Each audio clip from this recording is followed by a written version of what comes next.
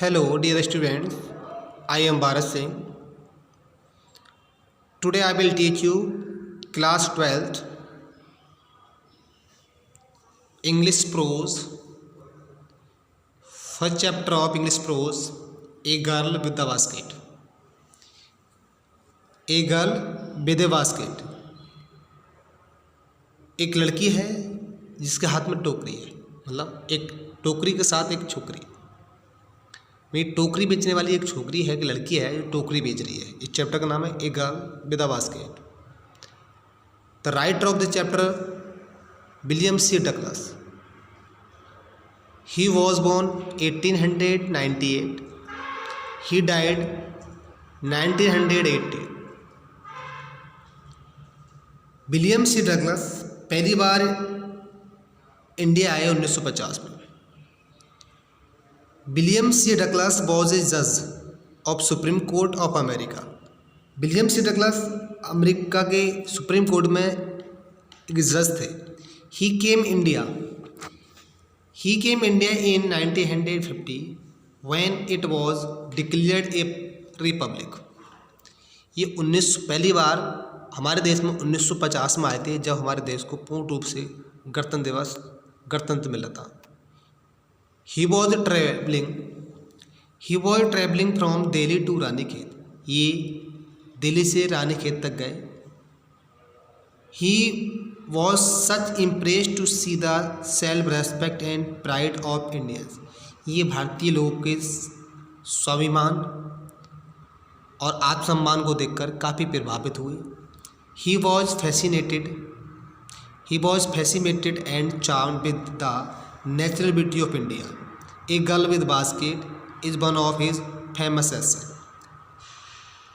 He was fascinated and charmed। वह काफ़ी मंत्रमुग्ध और आकर्षित हुए इंडिया की वास्तविक खूबसूरती को देखकर। ये काफ़ी मोहित हुए, काफ़ी आकर्षित हुए। उन्होंने अपने बहुत से फेमस एसों में से इनका एक ऐसे है यहाँ, ए girl with A basket. Okay students, इसकी थीम बता देता हूँ मैं कि जब भारत का बंटवारा हुआ था, पार्टीशन हुआ था और हमारे इंडिया पूर्ण रूप से आज़ाद हो गया था 1950 में, और 1947 की भी बात इसमें ऐड की गई है।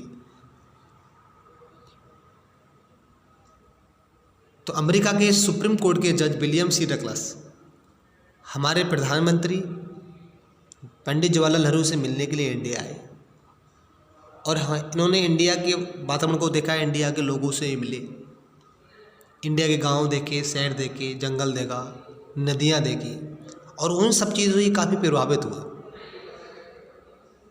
और एक स्टेशन में उनको एक लड़की मिलती है जो बास्केट बेच रही होती है।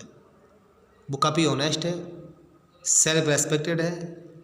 ये सब चीज़ें देखकर ये काफ़ी आकर्षित होते हैं और काफ़ी मंत्रमुग्ध होते हैं और काफ़ी इम्प्रेस्ड होते हैं। और यही सब बात जाके फिर एट लास्ट ये हमारे पंडित जवाहरलाल नेहरू को बताते हैं। तो ये स्टोरी सर इनके ऊपर बेस्ड है। तो आगे हम इस चीज़ का अध्ययन करेंगे। Okay students,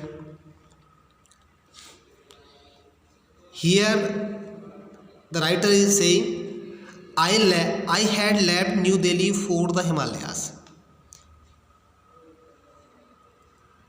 I left new Delhi for the Himalaya. मैंने ये कह रहे हैं कि मैं हिमालय को जाने के लिए मैं दिल्ली से निकला, मैंने दिल्ली को छोड़ा हिमालय जाने के लिए। I was going as far as Bareilly by train. ये कह रहे हैं मैं बरेली तक ट्रेन से गया, and then by car to Ranikhet, और उसके बाद कार से रानीखेत गया।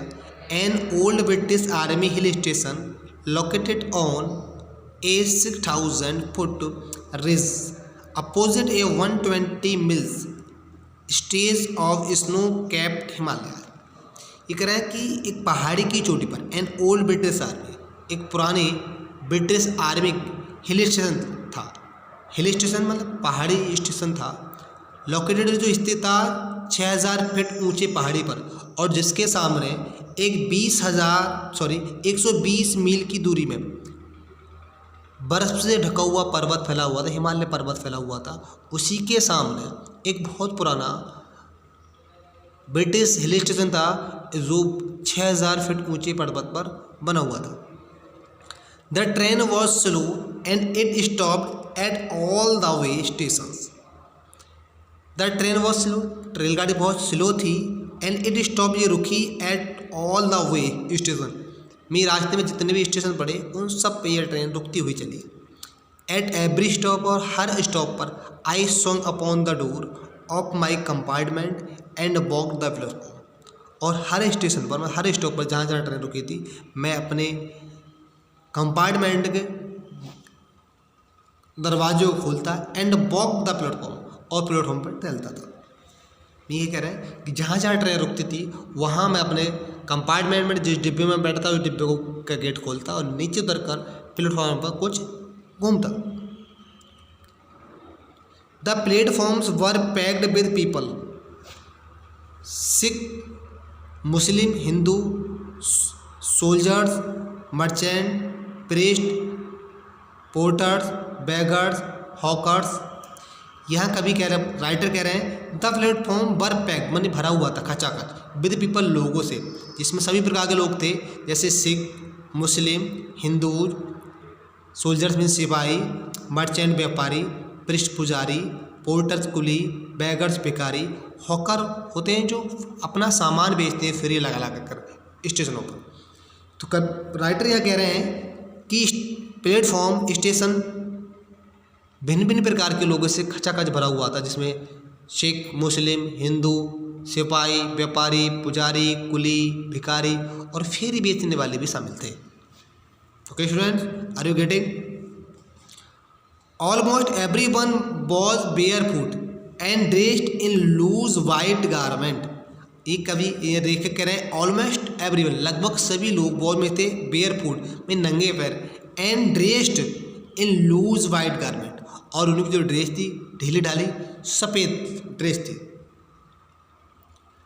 I would ask at least 3 people before I could find one who spoke English. कह रहे आई वुड आस्क, मैंने पूछा एटलीस्ट 3 people, कम से कम 3 लोगों से, बिफोर की, जब उससे पहले कि मुझे मिल पाता, आई कुड फाइंड, मैं किसी एक व्यक्ति को ढूंढ पाता हु स्पोक इंग्लिश, जो इंग्लिश बोल पाया।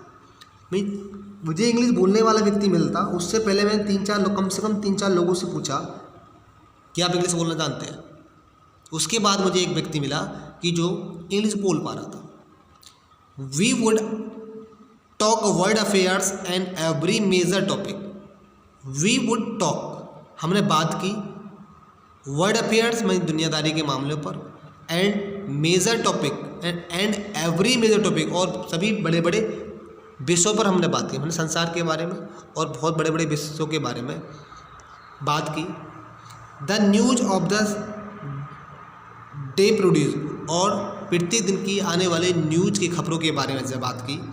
इन दिस वे, इसी रास्ते पर, I was trying to get a feel of the pulse of the nation, और मैं इसी बात पर, बातों बातों में, आई वॉज ट्राइंग टू, कोशिश कर रहा था टू गेट, जानने की, the feel of the pulse, मतलब देश की भावनाओं को, देश की पल्स होती है नब्ज, नब्ज जानना चाहता ऑफ नेशन, राष्ट्र की, और मैं इन बातों बातों में देश की गतिविधियां, देश की भावनाओं के बारे में, देश की नब्ज के बारे में जानना चाहता था। Checking opinion against official attitude and reporters, और मैं चेक करना चाहता था चेकिंग ओपिनियन में क्या राय था, अगेंस्ट में खिलाफ, ऑफिशियल एटीट्यूड मतलब जो सरकारी कर्मचारी हैं, सरकारी दफ्तर हैं, सरकारी रिकॉर्ड्स हैं, और सरकार के खिलाफ लोगों की क्या मत है, लोगों की क्या इच्छा है, क्या, ये सब जानकारी मैं कलेक्ट करने की कोशिश कर रहा था। ओके स्टूडेंट्स, आज के लेक्चर में इतना ही, इससे आगे हम आपको अगले लेक्चर में पढ़ाएंगे। Okay students, and have a nice time.